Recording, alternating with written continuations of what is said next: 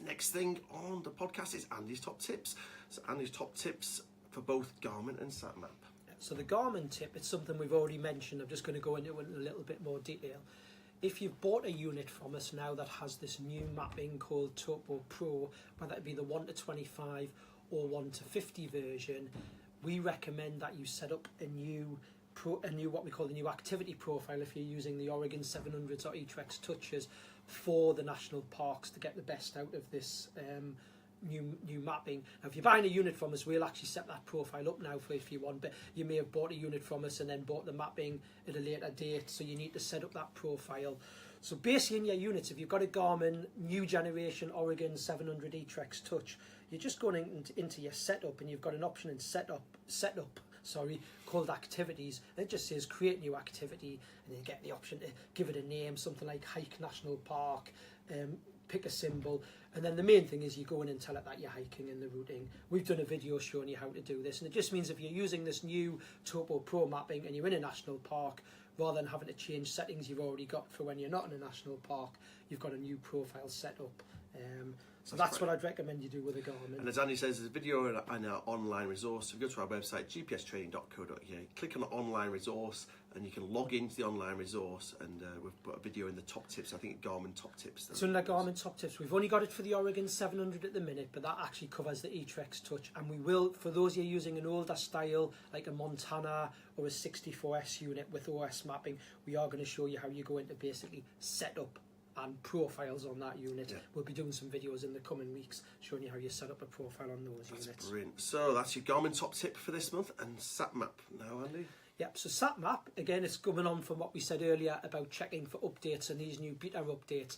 I've had a number of customers call me about when they connect their SatMap Active 20 unit to the Wi-Fi. So what happens is you go onto the Wi-Fi page, you say, connect it, manage your Wi-Fi network, you put in your Wi-Fi password, and then what you'll see at the top of the Active 20 screen, it's just to the right of the screen title page, you get like the little symbol. It's like a series of blue curved conical shapes. It's like that Wi-Fi radar symbol to show that you're connected to Wi-Fi. Yeah.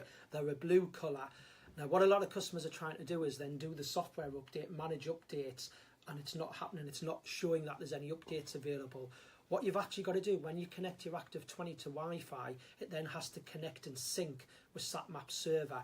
The way you know that it's connected to SatMap server, where you have these blue curved conical sort of the Wi-Fi radar symbol in the top right of the screen, you'll notice you normally have to leave it on a few minutes. You'll get a little coloured dot, solid dot appear below those curved conical shapes. That means you're now connected to the SatMap server, and then if you go on to the manage updates and check for updates, it'll let you.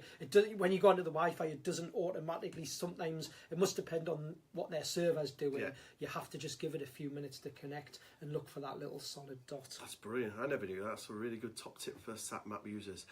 And we have an extra top tip this month.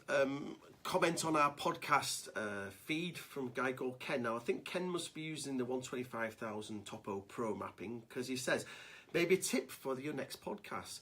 I was using Basecamp earlier for downloading some walks around Moffat area of Dumfries and Galloway. I couldn't work out why I could not see the OS map on Basecamp with my Garmin connected.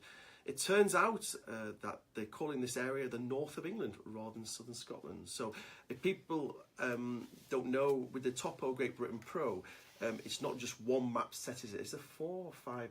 So this is if you're using the 1 to 25. It's actually the Topo Pro 1 to 25 or the Garmin Discoverer Premium 1 to 25 mapping. Yes, when you go to your maps menu in Basecamp, there's 5 areas like North England and Isle of Man, West England, East England, and obviously there's a couple of, I think there's 2 options for Scotland, but for some reason then Dumfries and Galloway, you have to pick the North England one, so apologies for our Scotland customers. We've decided to put Dumfries in Northern England for some reason, or Garmin have. That's brilliant. That's on the 125,000 map cards that you get from Garmin. So thank you, Ken, for that. It's very much appreciated. If anybody has little top tips that come across, just drop us an email and we can incorporate them into future podcasts.